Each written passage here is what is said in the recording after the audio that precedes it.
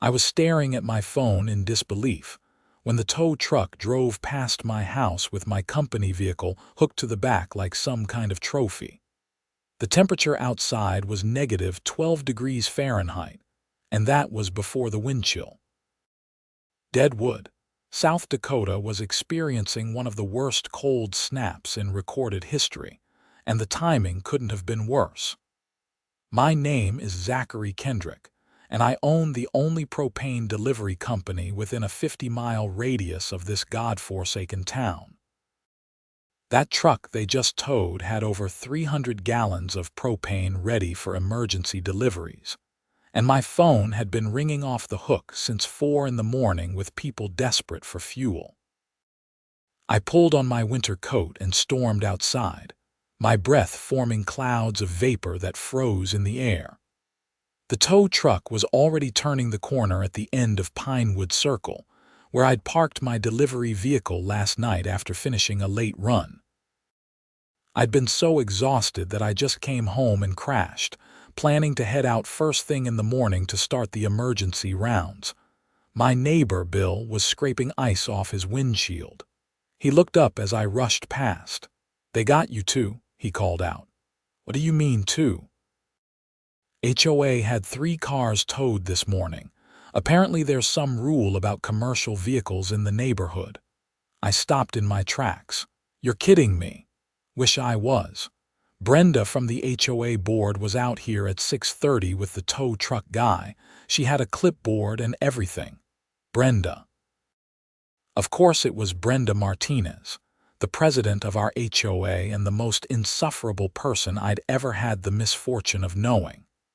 She'd moved into Pinewood Estates about 2 years ago and immediately ran for the HOA board, winning by default because nobody else wanted the job. Since then, she'd made it her personal mission to enforce every single rule in the covenants with the zeal of a religious fanatic. I pulled out my phone and dialed the non-emergency police line while walking back to my house. I needed my personal truck to go deal with this mess. "Deadwood Police Department, how can I help you?" "Hi, my work truck was just towed from in front of my house. Can you tell me which impound lot it was taken to? There was some typing on the other end. What's the vehicle description?"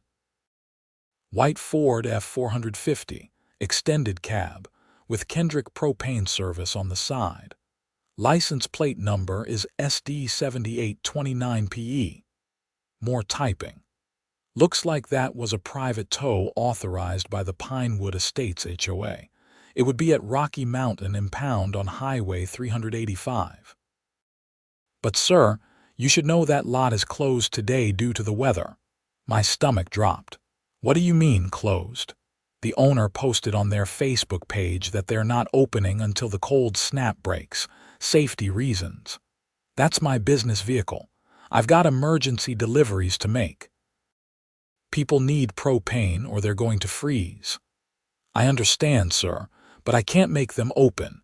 You'd need to contact the impound lot owner directly or take it up with whoever authorized the tow." I hung up and immediately dialed Brenda's number. It went straight to voicemail.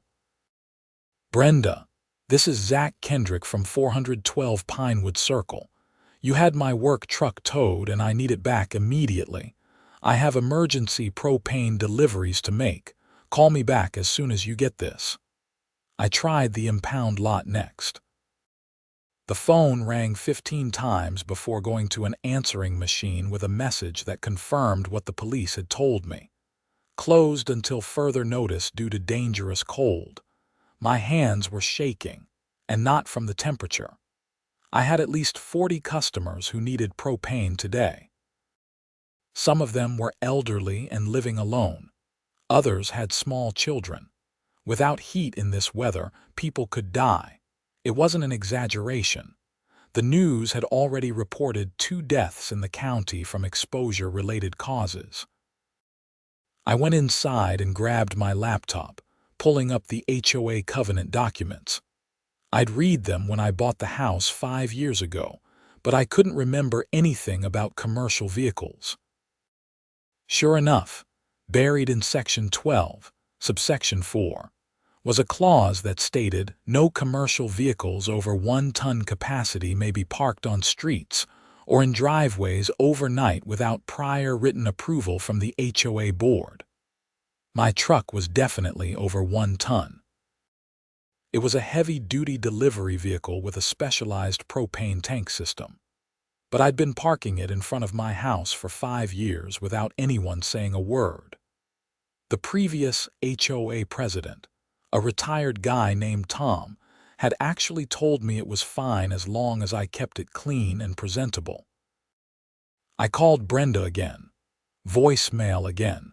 Then I started going through my customer list, calling each one to explain the situation and push back their deliveries. Mrs. Patterson, an 83-year-old widow living on a fixed income, started crying when I told her, "I'm down to vapors here, Zach. I can see my breath inside the house. When can you come?" "I'm working on it, Mrs. Patterson. Do you have family you can stay with until I get this sorted out? My daughter is in Rapid City. The roads are too dangerous for her to come get me." "Okay, listen. If it gets too cold, you call 911, understand? Don't try to tough it out."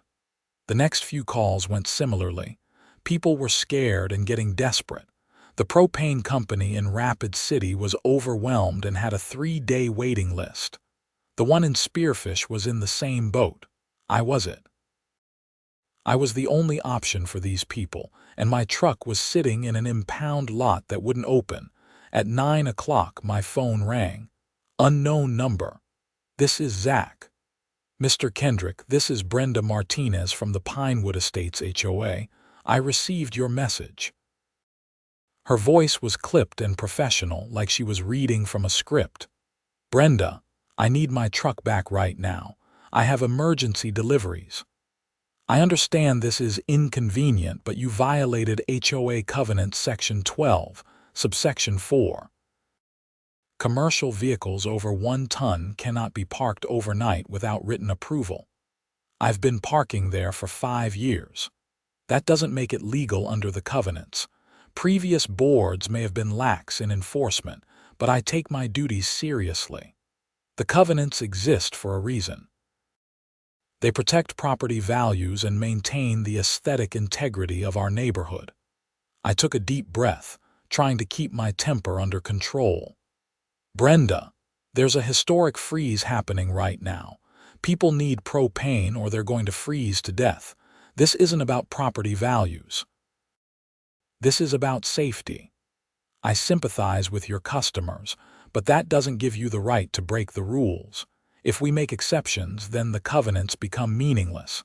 I'm sure you can rent a vehicle or make alternative arrangements. The impound lot is closed. I can't get my truck back even if I wanted to pay the fee. That's not the HOA's problem.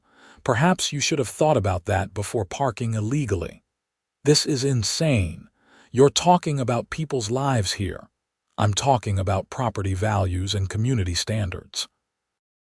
I'm sorry you're dealing with this, but actions have consequences. If you want to avoid this in the future, you can submit a written request for a commercial vehicle exemption.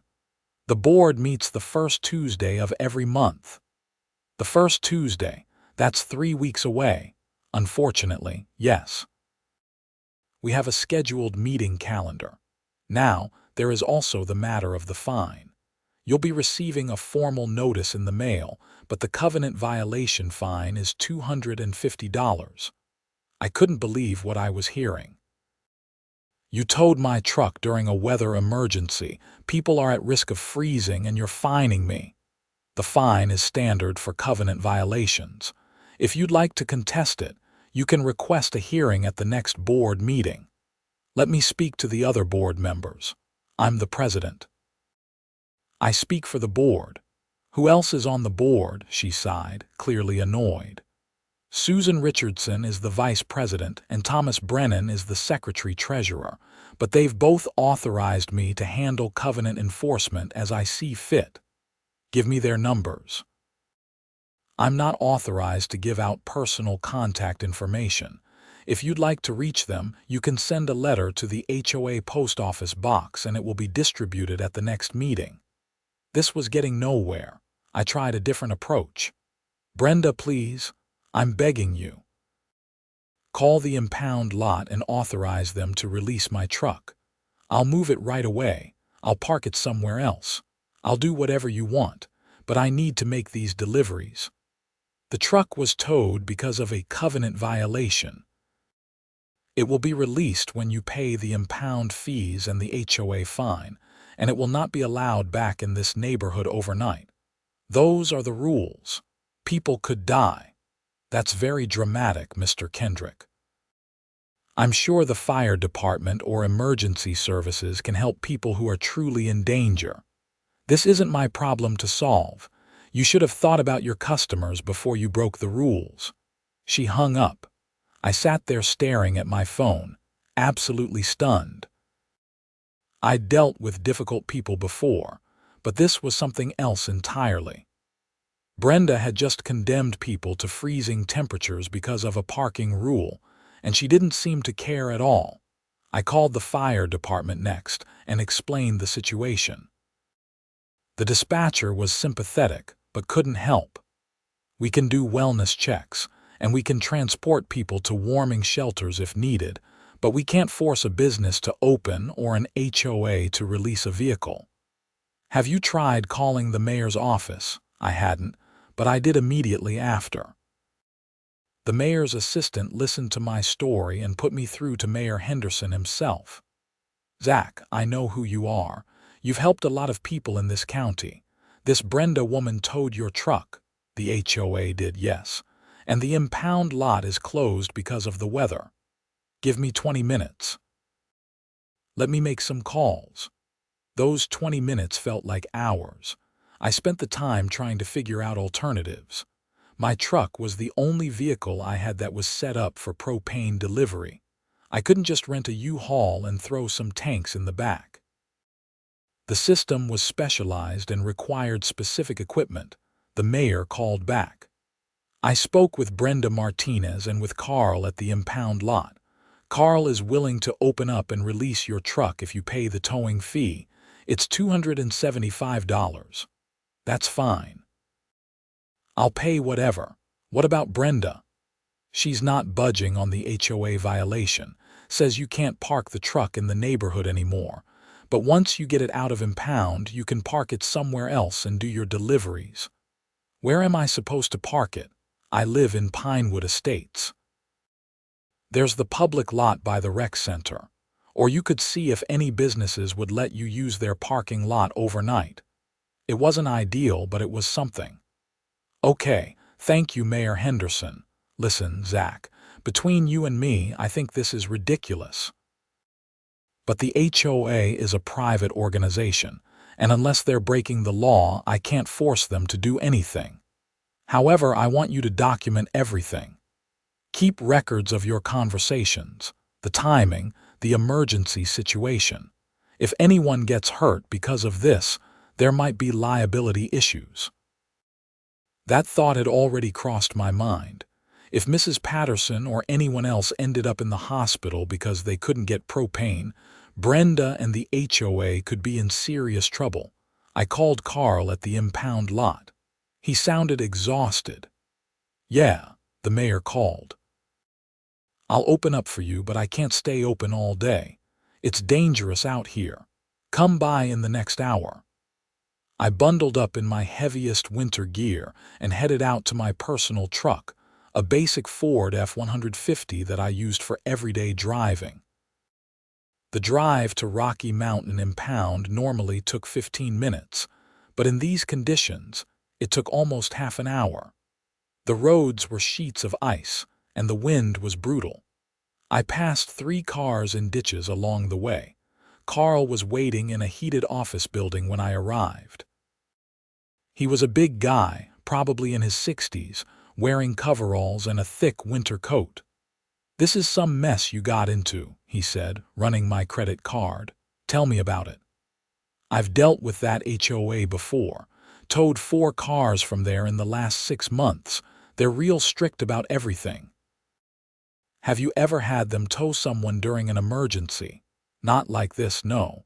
Usually it's cars parked wrong or someone with an expired registration. This is different though. Everyone knows we're in a crisis situation. He handed me the receipt and my keys. Your truck is in the back lot. Be careful out there. And for what it's worth, I think that HOA lady is out of line. My sister lives out on Elk Creek Road. She's one of your customers. You've always been good to her. Tell her I'll be there today. I'm starting with the most urgent cases first. My truck started up fine despite the cold, and I spent the next 2 minutes letting it warm up before heading out. The propane tanks in the back were still full, thank goodness. The tow truck driver had at least been careful with the equipment. I spent the rest of the day making deliveries. Mrs. Patterson was first. She answered the door wrapped in 3 blankets, her lips slightly blue. Her tank was completely empty. I got her system refilled and running within 20 minutes, and by the time I left, she was standing next to a heating vent crying with relief. Thank you, Zach. Thank you so much. I didn't think I was going to make it. The next house was a family with 3 small children, same situation. They'd been huddled in one bedroom with a space heater running on a generator. After that was a disabled veteran who lived alone with his service dog. His tank had run dry around midnight, and he'd been sleeping in his truck with the engine running to stay warm. By the time I finished the most critical deliveries, it was almost 8 at night. I'd refilled 23 tanks, and I still had another 20 people waiting. My phone hadn't stopped ringing all day. I drove home exhausted, but instead of parking in front of my house, I drove to the rec center parking lot like the mayor had suggested. It was completely empty and dark, about a mile from my house. I'd have to walk home in negative-degree temperatures. When I finally got inside my house, I collapsed on the couch. My wife Bethany had left me 3 years ago, and I'd never gotten around to dating again. The business kept me too busy. Right now, I was grateful for the solitude. I didn't want to explain this mess to anyone. I was halfway through a microwave dinner when someone knocked on my door. I opened it to find a man in his 40s wearing a suit under his winter coat. Zachary Kendrick. That's me. I'm Thomas Brennan. I'm on the HOA board, the secretary-treasurer. Come in. He stepped inside gratefully, stomping snow off his boots. I just heard about what happened today. Brenda called me tonight to inform me about the towing, but she made it sound like a routine covenant enforcement. She didn't mention the weather situation or that you're a propane delivery service. She didn't think it was relevant apparently. Thomas shook his head. I work in risk management for an insurance company. When she told me the details tonight, I immediately saw the liability issues. If someone gets hurt because they couldn't get propane, the HOA could be sued. We could all be personally liable. I'm not looking to sue anyone. I just want to do my job. I understand. I spoke with Susan, the vice president, and we both think Brenda overstepped. The problem is that our bylaws give the president broad authority over day-to-day enforcement. We can overrule her, but it requires a full board vote, and we can't officially meet until the scheduled meeting date unless we call an emergency session. Can you call an emergency session? I can, but it requires 72 hours notice to all board members and homeowners. It's in the bylaws. I felt my frustration rising again. So what am I supposed to do for the next 3 days? Park somewhere else. I know it's not fair, but it's the only option right now. I'm going to call an emergency session for this Friday. That's the soonest I can do it legally. We'll vote to give you a commercial vehicle exemption and overturn the fine. What about the towing fee I had to pay? I'll make a motion for the HOA to reimburse you. I can't promise it will pass, but I'll try. It was something, at least. What about other people who might need help before Friday? Keep doing your deliveries. Just don't park the truck in the neighborhood overnight. I know it's inconvenient, but it's only a few days." After Thomas left, I tried to sleep but couldn't. My mind kept running through everything that had happened. I kept thinking about Mrs. Patterson's blue lips and the family huddled in one bedroom. This could have been so much worse. The next morning, I started my delivery rounds at 6 in the morning. The temperature had dropped even further overnight. The radio said it was -18, and the wind chill made it feel like -40. The governor had declared a state of emergency and was urging people to stay indoors unless absolutely necessary. My phone rang as I was finishing my third delivery. It was a number I didn't recognize. Kendrick Propane. "Is this Zach Kendrick?" A woman's voice, older, frantic. "Yes, madam. How can I help you? My name is Dorothy Chen. I live on Silverado Road." My propane ran out last night and I called that number from Rapid City, but they said it would be 3 days. I'm 76 years old and I have emphysema. I can't breathe in this cold. "What's your address?" She gave it to me. Silverado Road was about 30 miles outside of Deadwood, up in the hills. Normally, I wouldn't go that far, but these weren't normal circumstances. "I'll be there in about 2 hours. Do you have somewhere warm you can wait?" I'm sitting in my car in the garage with the heat running.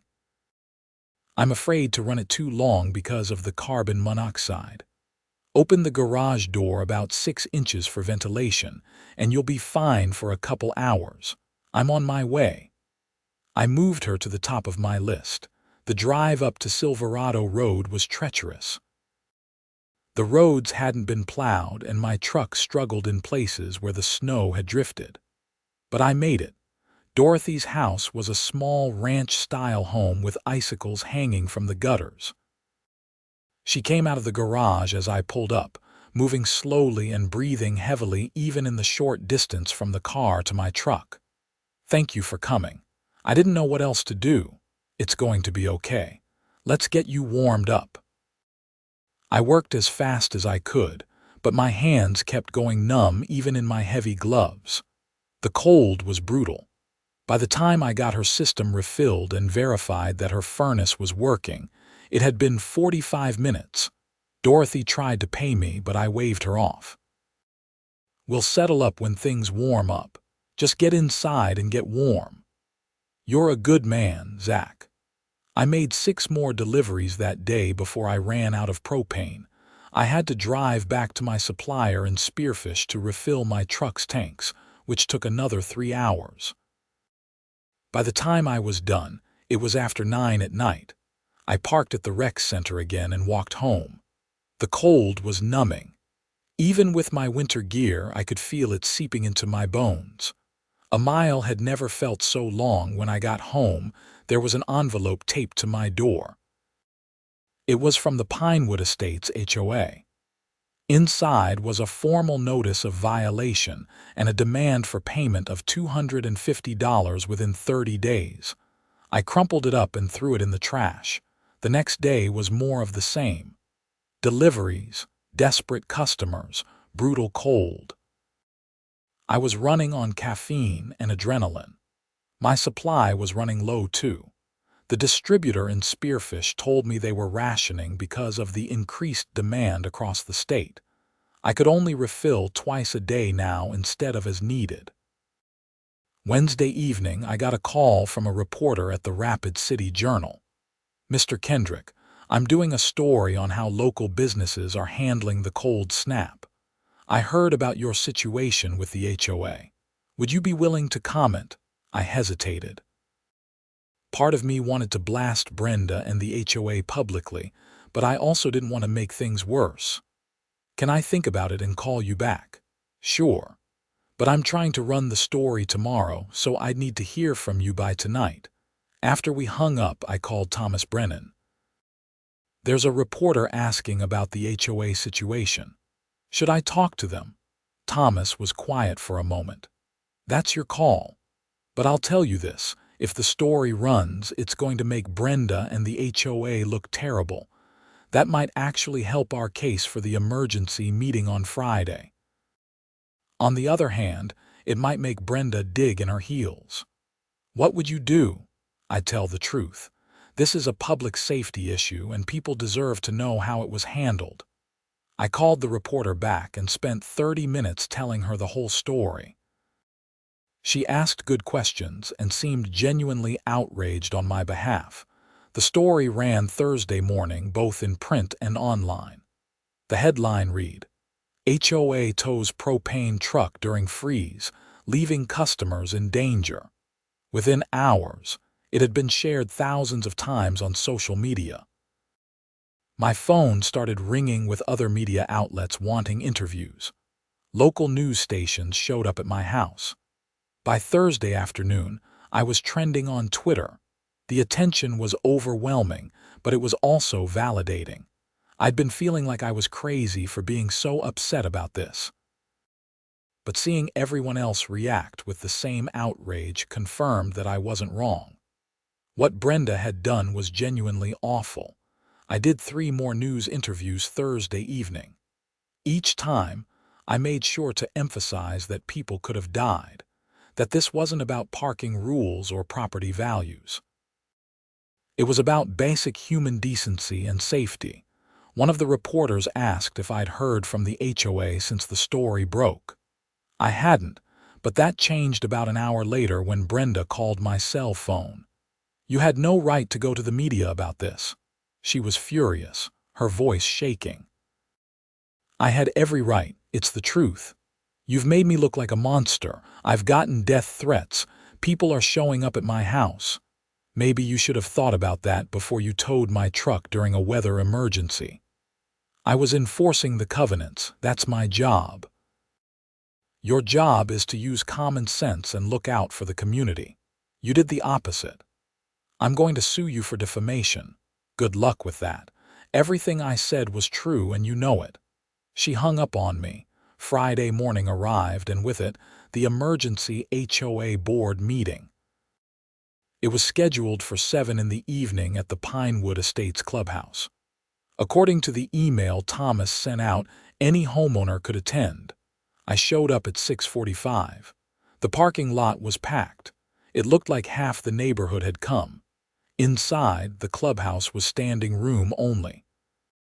The HOA board sat at a table in the front, Brenda in the middle, looking furious and defensive with Thomas on one side and Susan Richardson, a woman in her 50s, on the other.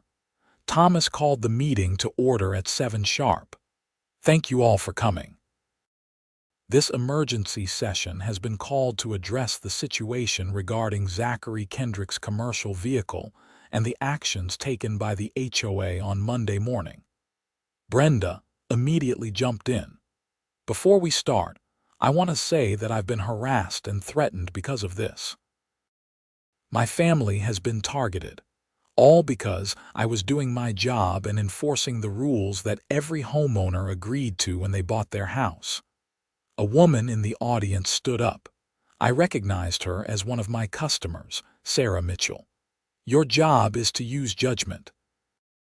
My mother is 80 years old and could have frozen to death. Several other people started talking at once. Thomas had to bang a gavel to restore order. Please, everyone, we'll have time for comments. Let me explain why we're here. The board is voting tonight on 2 motions.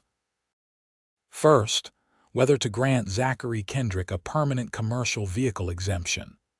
Second, whether to reimburse him for the towing fees and overturn the fine that was issued. Before we vote, the board members will have a chance to discuss, and then we'll open it up for homeowner comments. Susan spoke first.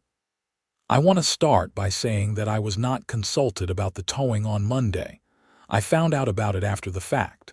Had I been asked, I would have strongly advised against it given the weather situation and the nature of Mr. Kendrick's business.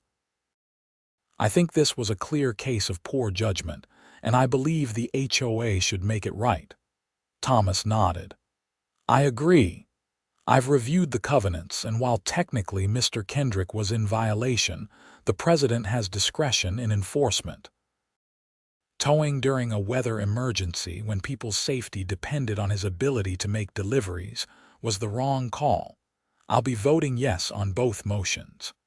Brenda looked like she wanted to explode. You're both throwing me under the bus. I followed the rules. The covenants clearly state that commercial vehicles over 1 ton cannot be parked overnight without approval. He didn't have approval because the previous board told him it was fine. Thomas shot back. And you didn't give him any warning. You just had his truck towed in the middle of a crisis. I don't have to give warnings. The covenant says immediate enforcement is allowed. Susan leaned forward. Brenda, 2 people died in this county from cold-related causes this week. We're lucky it wasn't one of Zach's customers. You understand how bad this could have been. That's not my responsibility. People need to be prepared. They need to monitor their own propane levels. The audience erupted. People were shouting, some at Brenda, some in support of her. I sat there quietly, watching it all unfold. Thomas banged the gavel again. Order. We're going to have a vote. All in favor of granting Zachary Kendrick a permanent commercial vehicle exemption, allowing him to park his work truck on his property or street overnight. Susan. Yes, Thomas. Yes, Brenda. No. Motion passes 2-1. Thomas made a note.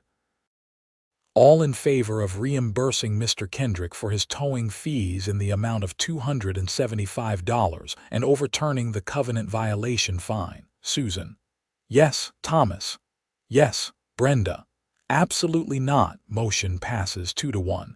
Brenda stood up abruptly. I resign. Effective immediately. You 2 can run this board into the ground for all I care. I tried to maintain standards and this is what I get. A witch hunt. She grabbed her purse and stormed out. About a dozen people actually cheered. After she left, Thomas addressed the audience. We'll need to hold an election for a new president. But for tonight, let's open the floor to comments. Several people spoke. Most were supportive of me and critical of Brenda. A few defended her, saying she was just following the rules. One guy said the HOA covenants were becoming meaningless if the board could just ignore them whenever they wanted. When it was my turn to speak, I kept it brief. I appreciate the board doing the right thing here. I never wanted this to become a big deal. I just wanted to help people stay warm. That's all I ever wanted. The meeting wrapped up around 9. As people were filing out, at least 20 of them stopped to shake my hand or thank me. Mrs. Patterson gave me a hug and told me I was a hero. I'm not a hero, I said. I just deliver propane. You saved my life. That makes you a hero in my book. I drove home that night feeling a mix of relief and exhaustion. The immediate crisis was over. I could park my truck at home again. I'd been reimbursed for my expenses. Brenda was gone, but I couldn't stop thinking about how close things had come to disaster. If the impound lot had stayed closed longer, if the cold snap had been worse, if Mrs. Patterson or Dorothy Chen had waited another day to call for help. Saturday morning, the temperature finally started to rise. It was still cold, but it was up to positive 15 degrees, which felt like a heat wave compared to what we'd been dealing with. The state of emergency was lifted. Roads were being cleared. Life was slowly returning to normal. I spent the day catching up on the deliveries I'd had to postpone. Everyone was grateful and relieved. Several people told me they'd seen the news stories and were proud to be my customers. That evening, I got a call from Mayor Henderson. Zach, I wanted to let you know that Brenda Martinez has filed a complaint with the city council. She's claiming that you defamed her and that the HOA board violated proper procedures in the emergency meeting. Is there anything to it? I don't think so, but she's threatening legal action. Our city attorney is reviewing it. I wanted to give you a heads up. Thanks, Mayor. Also, the council is considering an ordinance that would prevent HOAs from towing vehicles during declared weather emergencies. We're using your situation as a case study. I'll keep you posted. Over the next few weeks, things slowly settled down. The weather warmed up. The media attention faded. I went back to my regular delivery schedule, and life in Deadwood returned to normal. Brenda never did file a lawsuit. According to Thomas, she'd consulted with an attorney who told her she didn't have a case. She'd sold her house and moved out of Pinewood Estates by March. The HOA held an election for a new president. Thomas won in a landslide. One of his first acts was to revise the enforcement procedures to require warnings for first-time violations and to give board members discretion during emergency situations. The city council did pass the ordinance Mayor Henderson mentioned. Now, during declared weather emergencies, HOAs in Deadwood couldn't tow vehicles without approval from the city. They called it Kendrick's Law, which was embarrassing but also kind of cool. I also got a lot of new customers from all the publicity. People appreciated that I'd prioritized safety over rules, and business was better than ever. I had to hire 2 additional drivers to keep up with demand. In April, I got a letter in the mail from Dorothy Chen, the woman up on Silverado Road. Inside was a check for the propane delivery I told her not to worry about, plus an extra $100. The note with it said, "Thank you for reminding me that there are still good people in the world who care more about helping others than following rules. You literally saved my life. God bless you." I framed the note and hung it in my office. Looking back on the whole ordeal, I'm still amazed at how badly things could have gone. A woman with too much authority and too little common sense had nearly caused a tragedy, all because she cared more about covenant enforcement than human safety. But I also saw the best in people during that time. Neighbors helping neighbors, a mayor willing to make calls on a Saturday morning, board members willing to stand up to an unreasonable president, a community that rallied around what was right. The experience changed how I think about my business too. I used to see myself as just a service provider, delivering a product for money. But after seeing Mrs. Patterson cry with relief when her heat came back on, after hearing the gratitude in Dorothy Chen's voice, I realized I was doing something more important than that.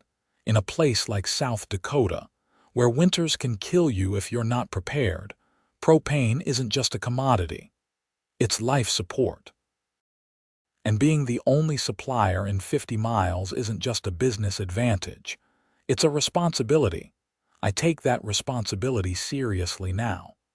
I've set up an emergency response system for severe weather situations. I keep extra inventory during the winter months. I've trained my drivers on how to prioritize the most vulnerable customers. And I never, ever take for granted that people are trusting me with their safety. As for Brenda, I heard she moved to Phoenix. Somewhere warm, where HOAs probably don't have to worry about people freezing to death over parking violations. I don't wish her any harm, but I can't say I miss her either. The summer after the incident, the Pinewood Estates HOA threw a neighborhood barbecue. It was the first community event they'd held in years. Thomas asked me to help organize it, and I agreed. It was a beautiful July evening, warm and clear. Kids were running around playing tag. People were grilling burgers and hot dogs. Someone had set up a volleyball net. It felt like a real community, the kind of place where people looked out for each other. Thomas came up to me as I was flipping burgers. "You know, this neighborhood is different now. Better, I think. People are actually talking to each other. They know their neighbors. We have your situation to thank for that." I don't know if I'd go that far. I would. Sometimes it takes a crisis to remind people what matters. You reminded us that we're not just homeowners bound by covenants. We're neighbors. We're a community. I looked around at all the people laughing and eating and enjoying the evening. Mrs. Patterson was there, sitting in a lawn chair and chatting with Sarah Mitchell. Dorothy Chen had driven down from Silverado Road for the event. Bill, my neighbor who'd first told me about the towing, was teaching some kids how to throw a football. "Maybe you're right," I said. That night, as I was cleaning up, a woman approached me. She was probably in her 30s with a friendly smile. "Are you Zach Kendrick?" "That's me." "I'm Jennifer Carr. My family is moving into Pinewood Estates next month. I just wanted to introduce myself and say thank you." "Thank you for what?" "For standing up to the HOA. I almost didn't buy here because the covenants seemed so strict. But after I read about what happened and how the board changed things, I felt better about it. It showed me that this neighborhood has good people who will do the right thing when it matters." We chatted for a few more minutes, and she mentioned she had 2 young kids and a husband who worked remotely. They were moving from California and excited about the change of pace. After she left, I thought about what she'd said. The whole experience had almost made me want to move out of Pinewood Estates. I'd been so angry at the HOA and so frustrated with the situation. But in the end, it had worked out. The bad actors were gone. The rules had been changed. The community was stronger. Maybe that's how things are supposed to work. You face a challenge, you push back against injustice, and if enough good people stand with you, things get better. I finished my propane deliveries late on a Friday evening in November, almost exactly 9 months after the incident with Brenda. The temperature was dropping again, but nothing like that brutal cold snap. This was just normal South Dakota winter weather. As I pulled my truck into the driveway in front of my house on Pinewood Circle, I smiled. No more parking at the rec center. No more walking a mile in the freezing cold. Just home where I belonged. My phone buzzed with a text from Thomas. "Board meeting Tuesday night. Wanna come? We're voting on holiday decorations for the neighborhood entrance." I texted back, "I'll be there." Things weren't perfect. HOAs would always have their issues, and there would always be people who took rules too seriously or didn't use common sense. But I'd learned something important during those few freezing days in January. When you stand up for what's right, when you put people over policies, good things can happen. And sometimes, just sometimes, the system actually works the way it's supposed to. I went inside my house, made dinner, and settled in for a quiet evening. Outside, my work truck sat in the driveway, right where it should be, ready for whatever deliveries tomorrow might bring. The propane tanks were full. The equipment was maintained, and I was ready to help whoever needed it, because that's what I do. I deliver propane. But more than that, I help people stay warm and safe in a place where winter doesn't forgive mistakes, and I wouldn't have it any other way.